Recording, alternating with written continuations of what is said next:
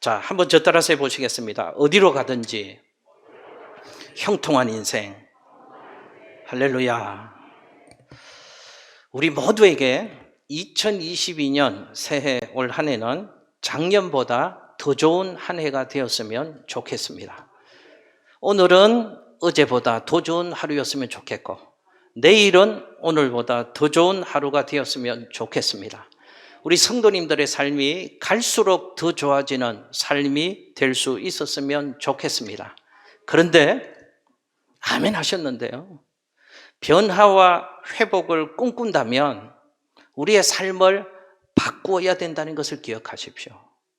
여러분 보십시오. 똑같이 살면 똑같은 역사들이 반복될 것입니다.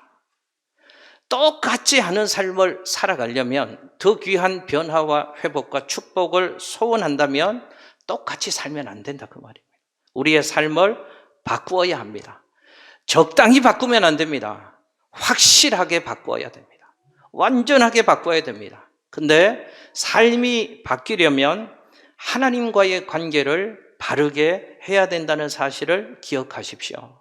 하나님과의 관계를 바르게 고쳐나갈 때 삶이 바뀌어질 수 있고 우리 인생이 달라질 수 있다는 것입니다. 그래서 저는 이런 표현을 쓰려고 합니다. 신앙의 회복, 신앙의 개혁, 이 정도는 제 마음에 안 찹니다. 회복, 개혁도 좋은 것이죠. 완전히 바꾸자, 정말 제대로 바꾸자 하는 의미로 혁명이라는 단어를 제가 오늘 좀 쓰려고 합니다. 신앙의 회복, 신앙의 개혁, 이 수준을 넘어서 우리의 신앙이 혁명이 있을 때 우리의 삶이 아름답게 바뀌어질 수 있는 줄로 믿습니다. 오늘 그런 얘기를 함께 나누려고 합니다. 오늘 성경 읽었던 본문 말씀에 보면 이스라엘의 왕 얘기가 나옵니다. 히스기야라는 왕이 나옵니다. 이 히스기야 왕은 하나님과의 관계를 올바르게 고쳐서, 오늘 제가 말씀드리려고 하는 표현의 의미를 다 담으면 신앙을 혁명해서 하나님이 그 인생에 복을 주시고, 그래서 형통의 복을 누렸던 사람이 히스기야라는 사람입니다. 7절에 히스기야 인생을 이렇게 표현했는데 그 말씀의 은혜가 우리 성도님들의 삶에 그대로 적용되어졌으면 좋겠습니다. 7절에 이런 말씀이 있잖아요. 하나님이 그와 함께 하심에 그가 어디로 가든지 형통하였더라. 할렐루야. 저는 이 말씀이 우리 교회 속에 우리 성도님들의 삶에 그대로 이루어지는 말씀이 되었으면 좋겠습니다. 하나님이 양천교회와 양천교회 성도님들 가운데 함께 하심에 양천교회와 성도님들이 2022년 한 해 동안 어디로 가든지 형통하였더라. 할렐루야. 여러분, 오늘 히스기야 얘기를 통해서 이런 비결을 좀 발견하고 우리도 그 복을 누리기를 소원하는 것입니다. 여러분, 히스기야는 이스라엘의 여러 왕들, 성경에 나오는 왕들 중에 그 민족사에 큰 영향력을 끼쳤던 대표적인 왕이 히스기야라는 왕입니다. 히스기야는 25살에 이스라엘의 왕이 되었습니다. 그리고 29년 동안 왕이 되어서 이스라엘을 통치했던 왕입니다. 히스기야, 우리 성경을 통해서 보면 특별한 하나님의 기적을 경험했던 사람입니다. 대표적으로 제가 좀 두 가지를 말씀드리려고 합니다. 먼저는 아수르 군사 18만 5천 명을 하나님의 기적으로 물리치는 그 기적을 체험했던 사람이 히스기야라는 왕입니다. 성경에 보니까요, 아수르의 사네립 왕이 대군을 거느리고 이스라엘을 침략해 옵니다. 그런데 이스라엘이 도저히 할 수 있는 방법이 없었거든요. 그래서 이스라엘 히스기야 왕이 뭐 했는가 하면 궁정 곳간에 있는 은과 금을 다 끌어모아서 이 아수르 사네립 왕에게 조공으로 바칩니다. 그것도 부족해서 성전 기둥과 문에 있는 금을 다 끌어내어서 그것까지 조공으로 히스기야 왕이 바치게 되어집니다. 싸울 엄두를 못 냅니다. 그리고 그저 할 수 있는 것이 하나님 찾고 엎드려서 기도했습니다. 그랬더니 하나님께서 히스기야 왕의 기도를 귀 기울여 주시고 은혜를 베풀어 주셔서 기적을 베풀어 주시는데요, 그 아수르 군대 18만 5천 명이 하루아침에 멸망당하는 하나님의 기적으로 위험을 벗어나게 해 주십니다. 또 아수르의 왕 사네립도 신하들에 의해서 죽임을 당하게 해 주십니다. 거대한 아수르 앞에서 손바닥 같은 이스라엘을 하나님이 기적의 방법을 동원해서 구원해 주셨던 것입니다. 여러분, 또 히스기야 얘기하면 여러분 성경에서 떠오르는 장면이 있습니다. 히스기야가 죽을 병이 걸렸는데 15년의 생명을 하나님이 연장해 주셔서 15년 삶을 더 연장받는 이야기를 우리는 기억합니다. 죽을 병에 걸렸습니다. 낯을 벽으로 향하여, 얼굴을 벽으로 향하여 하나님께 통곡하며 기도했다고 했잖아요. 그 기도하는 히스기야의 기도를 하나님이 적극적으로 응답하시고 죽음의 병에서 구원해 주시고 그의 생명을 15년 동안이나 더 연장시켜 주셨습니다. 여러분, 성경에 이런 히스기야의 얘기를 살펴보면 많은 통치 업적들 가운데에서 특별히 두 가지를 얘기할 수 있습니다. 하나는 성전의 정화 작업이고 또 하나는 민족의 신앙을 개혁, 민족의 신앙을 혁명했던 일입니다. 히스기야 왕은 성전을 정화했습니다. 성전의 본래의 기능을 되찾았고요. 거기서 예배가 회복되게 했고요. 이스라엘 민족의 신앙을 제대로 고치는 일을 히스기야 왕이 하게 된 것이죠. 여러분, 히스기야가 이런 업적을 하게 된 데는 히스기야 왕 아버지의 이름이 아하스라는 왕인데요. 아하스 왕 아버지의 잘못된 정치가 있었기 때문에 아들 히스기야가 또 이 아버지의 잘못된 것들을 고쳐나갔던 것입니다. 그의 아버지 아하스 왕은 어떤 왕이었는가? 여러분, 화면에요, 열왕기하 16장 2절에서 4절 말씀을 함께 읽습니다. 시작.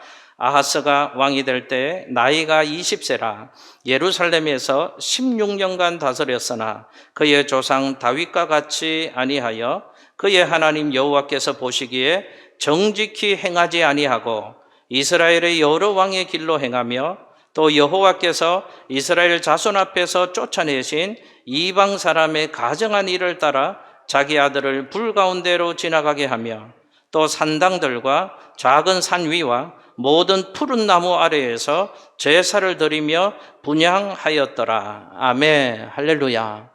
여러분, 성경의 표현을 보십시오. 히스기야 왕은 믿음의 사람이었는데 그의 아버지 아하스 왕은 어떤 사람이라고 기록하고 있는가 하면 많은 것을 기록했지만 중요한 표현이 하나님 보시기에 정직히 행하지 않는 삶을 살았더라. 그 아버지 아하스 왕은 어떤 삶을 살았다고 성경이 표현하고 있는가 하면 하나님 앞에서 정직하지 못한 삶을 살았던 인생이 아하스 왕이라고 성경은 표현합니다. 더 구체적으로 보니까 아하스 왕은 어떤 삶을 살았길래 그런 표현을 했는가 하면 하나님이 가장 싫어하는 것 한 가지가 있습니다. 그게 뭘까요? 우상 숭배하는 것입니다. 아하스 왕이 그랬습니다. 아니, 하나님을 멸시하고 하나님을 내팽겨쳐버리고 아하스 왕이 하나님 가장 싫어하는 우상을 섬겼습니다. 그리고 백성들도 우상을 섬기도록 왕인 아하스가 백성들을 미혹하는 일을 했습니다. 그래서 성경은 히스기야 왕 아버지 아하스 왕의 삶을 하나님 보시기에 정직히 행하지 아니하는 인생이었더라라고 성경은 표현하고 있는 것입니다. 그런데 그 아하스 왕의 아들 히스기야는 아버지와는 전혀 달랐습니다. 성경이 대표적인 표현 열왕기하 18장 3절의 말씀을 히스기야는 어떻게 표현하는가? 같이 한번 읽어보겠습니다. 시작. 히스기야가 그의 조상 다윗의 모든 행위와 같이 여호와께서 보시기에 정직하게 행하여. 아멘. 할렐루야. 아버지와 다르잖아요. 아버지는 여호와 보시기에 정직히 행하지 않는 인생이었다. 성경은 그렇게 그의 인생을 평가하는데 히스기야는 여호와 보시기에 정직히 행하였더라 라고 성경은 표현합니다. 히스기야는 하나님 보시기에 정직한 신앙의 삶, 인생을 살았다는 것이죠. 아버지가 성전에서 예배 드리지 못하게 했습니다. 그런데 성전의 문을 다 열어젖힙니다. 그리고 성전을 보수하고 수리합니다. 그곳에서 하나님을 향한 예배가 계속 이어질 수 있도록 히스기야 왕은 하나님 보시기에 정직한 삶을 살았더라. 성경이 그렇게 표현하고 있습니다. 여러분, 성경을 보니까요, 히스기야는 중요한 사실을 꿰뚫어 본 것 같아요. 지금 히스기야가 왕으로 있을 때 그 민족이 어려움을 당하고 있었거든요. 아픔이 있었고 고난이 있었는데 히스기야가 정확하게 깨닫고 꿰뚫어 봅니다. 아, 민족의 어려움의 이유가 무엇인가?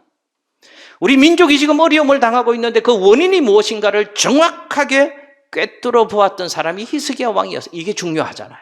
원인이 뭔가, 이유가 뭔가를 알아야죠. 그래서 바꾸고 고칠 것 아니겠습니까? 역대하 29장 5절에서 9절, 화면에 좀 긴 말씀인데요. 같이 한번 읽어보시겠습니다. 역대하 29장 5절에서 9절 말씀입니다. 같이 한번 읽습니다. 제가 읽을게요. 없다네요. 그들에게 이르되 레위 사람들아 내 말을 들으라. 이제 너희는 성결하게 하고 또 너희 조상의 하나님 여호와의 전을 성결하게 하여 그 더러운 것을 성소에서 없애라.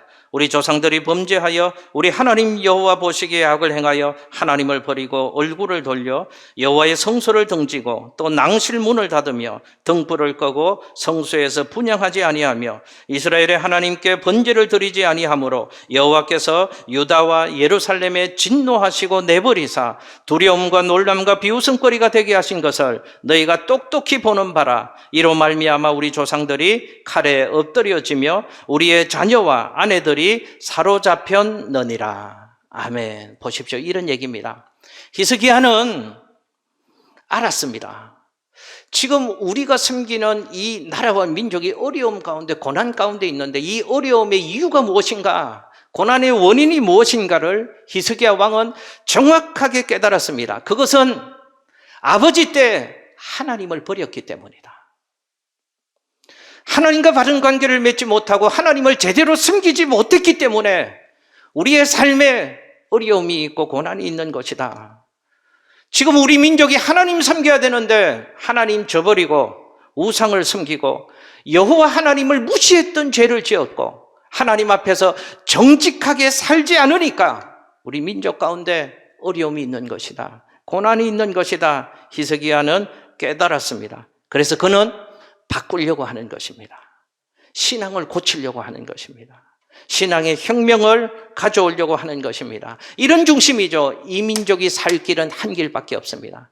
하나님 앞에서 바로 서는 길, 우리의 신앙을 제대로 하는 길, 다시 신앙의 사람으로 서는 길 외에는 우리에게 소망이 없습니다. 다른 해결책이 없습니다. 라는 것을 히스기야는 깨달았습니다. 그래서 성전을 정화했습니다. 그래서 그들의 신앙을 제대로 고쳐나가는 일들을 했던 것입니다. 그렇게 신앙을 고쳐나갔더니 신앙혁명의 결과가 무엇인가? 오늘 본문 말씀 열왕기하 18장 7절 말씀이 그것입니다. 어떠했다고요? 하나님이 그와 함께 하시매 그가 어디로 가든지 형통하게 되었더라.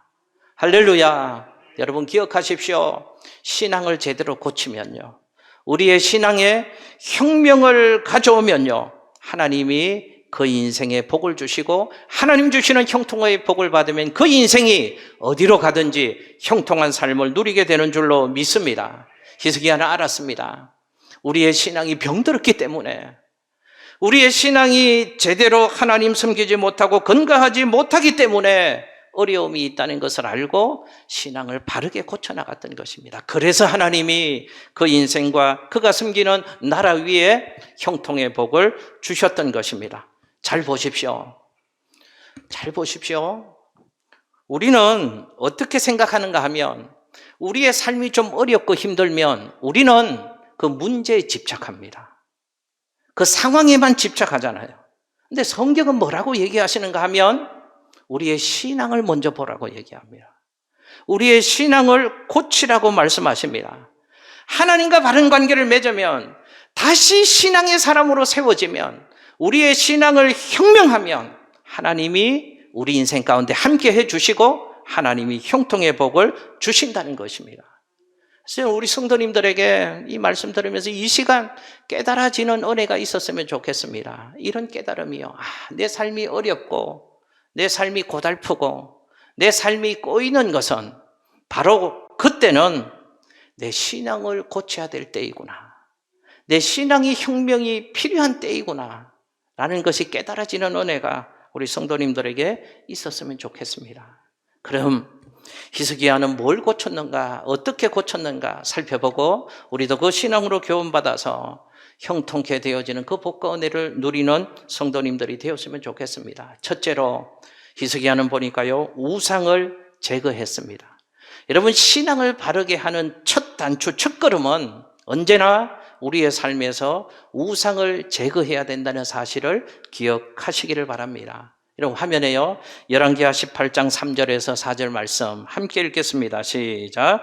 히스기야가 그의 조상 다윗의 모든 행위와 같이 여호와께서 보시기에 정직하게 행하여 그가 여러 산당들을 제거하며 주상을 깨트리며 아세라 목상을 찍으며 모세가 만들었던 노뱀을 이스라엘 자손이 이때까지 향하여 분향함으로 그것을 부수고 너후사단이라 일컬었더라. 아멘. 할렐루야. 여러분 보십시오. 히스기야는 무엇 때문에 어려운가, 무엇 때문에 힘든가를 알았습니다. 하나님 앞에서 정직하게 신앙의 삶을 살지 못했기 때문이었구나. 이걸 깨닫고요. 첫 번째 고치는 모습을 한번 보십시오. 우상을 깨트려 버립니다. 주상을 버립니다. 아세라 목상을 찍어버립니다. 여러 산당에서 그 단들을 모조리 헐어버리는 일을 했습니다. 기억하십시오. 신앙이 제대로 세워지려면 언제나 그 출발은 우리 삶의 우상의 문제를 정확하게 해결하는 것입니다. 왜냐? 우상을 제거하지 않고는 절대로 신앙이 바로 세워질 수 없고 하나님 주시는 형통의 복을 누릴 수 없기 때문에 그렇습니다. 우상이 뭔가? 우상은 하나님이 가장 싫어하는 것입니다. 하나님이 가장 싫어하시는 그 문제를 정확하게 해결하지 않고는 하나님과 바른 관계를 맺을 수 없잖아요. 하나님 주시는 복을 누릴 수가 없는 것 아니겠습니까? 우상은 하나님을 대신하는 것입니다. 여러분, 하나님이 내 삶의 최우선 순위에 있어야 되고 하나님이 내 삶이 최고의 가치가 되어야 되는데 하나님 아닌 다른 것들이 하나님 자리에 있으면 그것이 하나님을 대신하는 우상이다 하는 것입니다.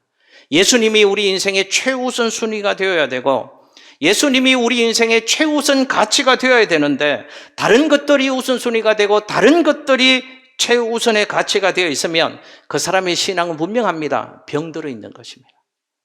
그거 바르게 신앙생활하는 것 아닙니다. 제가 한번 여쭤보겠습니다.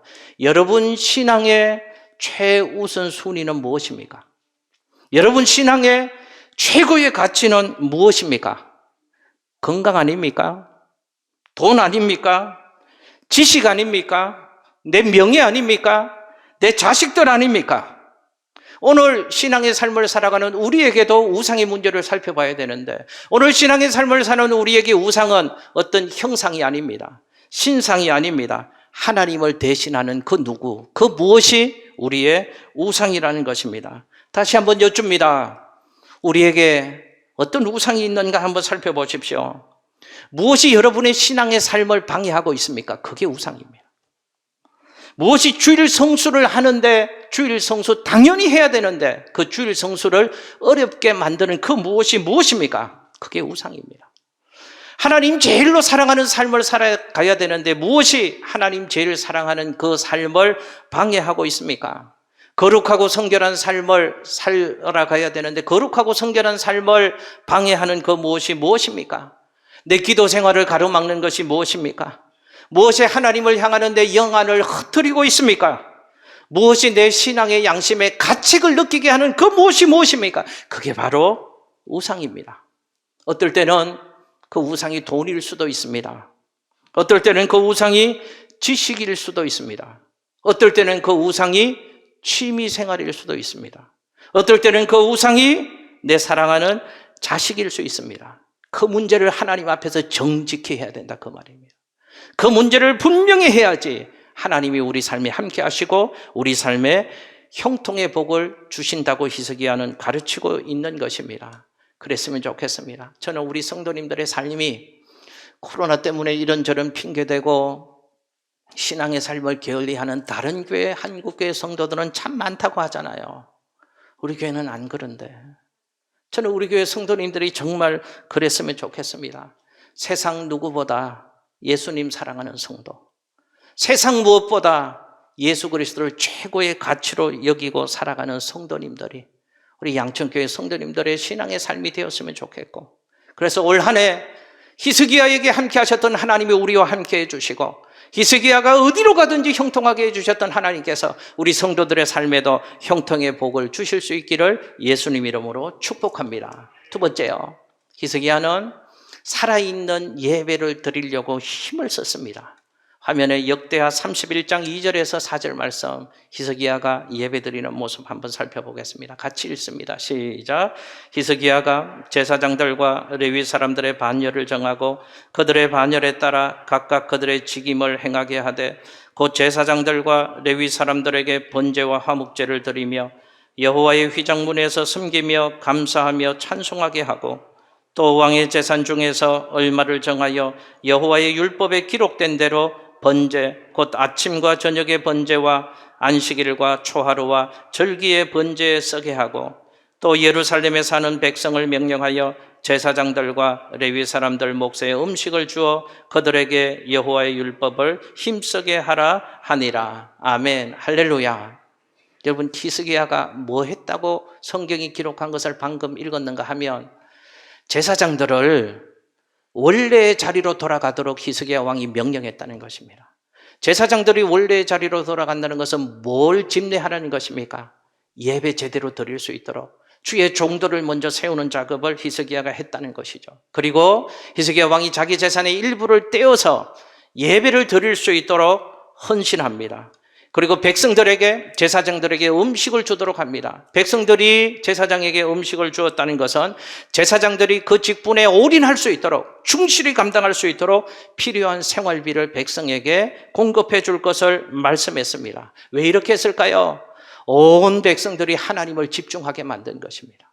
온 백성들이 하나님을 제사할 수 있도록, 제대로 예배할 수 있도록 예배의 자리로 온 백성들을 히스기야 왕이 초청하고 있는 것입니다. 이것이 두 번째 신앙혁명이었다고 성경은 기록하고 있습니다. 여러분, 왜 우상을 제거하느냐? 하나님을 바르게, 하나님을 제대로 예배하기 위해서는 우상 제거하는 작업이 먼저 있어야 되고, 우상을 제거했다면 그 다음에는 하나님을 바르게 예배하는 삶이 있어야 된다 하는 것을 성경으로 우리에게 교훈하고 있습니다. 보십시오. 우상의 문제를 해결하지 않으면, 우상이 우리 앞에 가로막고 있으면 아무리 예배해도 하나님을 볼 수 없습니다. 우상의 문제를 제대로 해결하지 않으면 아무리 예배해도 하나님의 음성이 들리지 않습니다. 하나님 주시는 감동, 하나님의 원하심을 도무지 깨달을 수 없는 것입니다. 하나님께로 나아갈 수 없는 것입니다. 그래서 히스기야는 우상을 깨부수고 난 다음에 예배를 제대로 드리도록 이스라엘 백성들에게 촉구하고 있는 것입니다. 아침, 저녁으로 번제를 드리도록 하고 하나님이 정하신 절기를 제대로 잘 드리도록 이스라엘 백성들에게 예배의 삶을 촉구하고 있는 것입니다. 사랑하는 성도 여러분, 기억하십시오. 예배가 중요합니다. 예배가 너무너무 중요합니다. 예배를 제대로 드리고 예배를 성공하면, 하나님이 받으시는 예배를 제대로 드리면 하나님 주시는 복을 누리는 아름다운 인생이 될 수 있는 줄로 믿습니다. 하나님의 응답이 있습니다. 하나님 주시는 승리가 있습니다. 하나님 주시는 기적을 누리는 인생이 될 수 있는 것입니다. 그러므로 예배는 소중한 것입니다. 그러므로 하나님의 사람들은 그 어떤 것보다 예배를 최우선순위에 두어야 하고 그 무엇에 목숨 거는 것이 아니고 예배에 생명을 걸어야 하는 줄로 믿습니다. 그래서 이렇게 표현하는 것이고, 예배가 살면 다 사는 것이고 예배가 무너지면 다 무너지는 것이라고 표현하고 있는 것입니다. 사랑하는 양쪽교회 성도 여러분, 제가 한번 여쭤보겠습니다. 지금 여러분의 예배 생활은 어떠십니까? 여러분의 삶에는 예배가 살아있습니까? 목사님, 예배가 뭐 그리 중요합니까? 예배가 뭐 살아있는 예배가 있고 죽어있는 예배가 있습니까? 주일날 되면 안 빼먹으면 주일 잘 지키는 것이죠.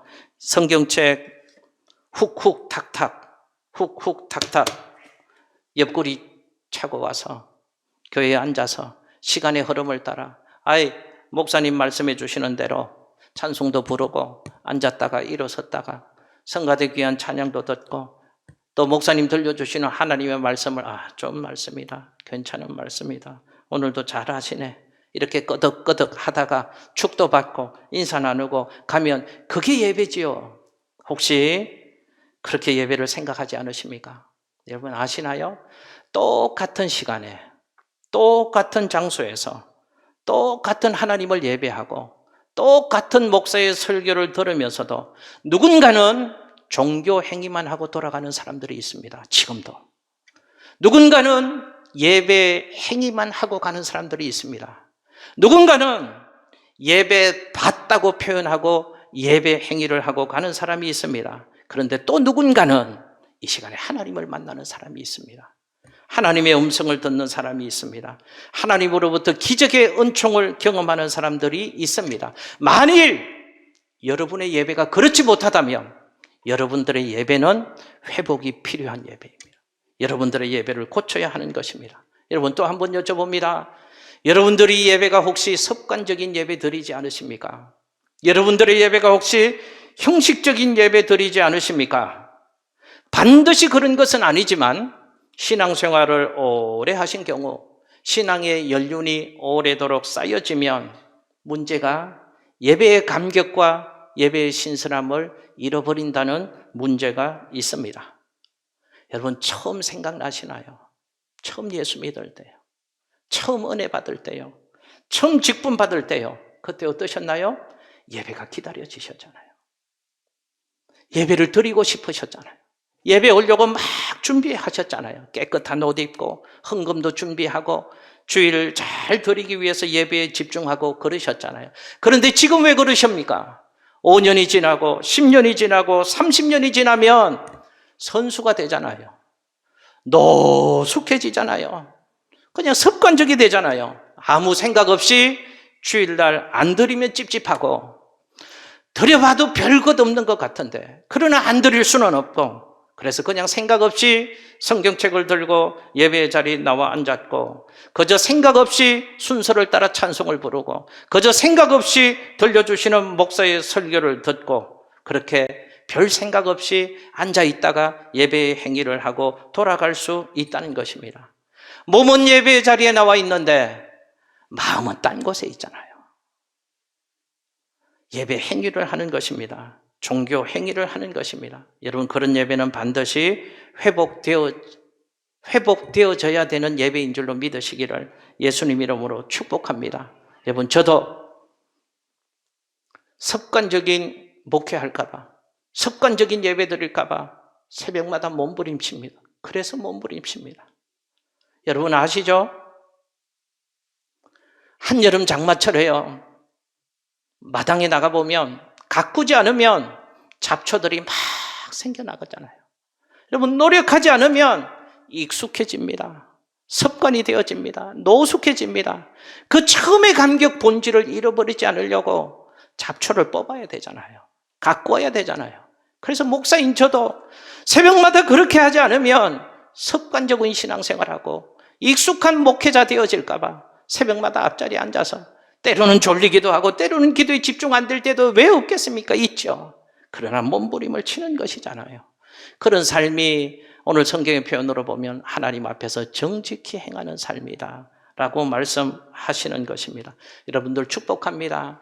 올 한 해 여러분의 삶이 달라지기를 원하는데 여러분의 예배가 달라지고 여러분의 예배 행위가 혁명이 일어날 수 있게 되시기를 예수님 이름으로 축복합니다. 예배를 보고 왔다라는 것으로만 만족하지 말고 한 걸음 더 나가시기를 바랍니다. 하나님이 기뻐 받으시는 예배를 드리는 성공하는 예배자 되시기를 예수님 이름으로 축복합니다. 예배 횟수도 좀 늘려나가시기를 바랍니다. 주일 예배 작정하십시오. 52주 무결석 예배자의 삶을 살리라. 그리고 또 작정하십시오. 주중 예배도 예배 횟수를 좀 늘려나가리라.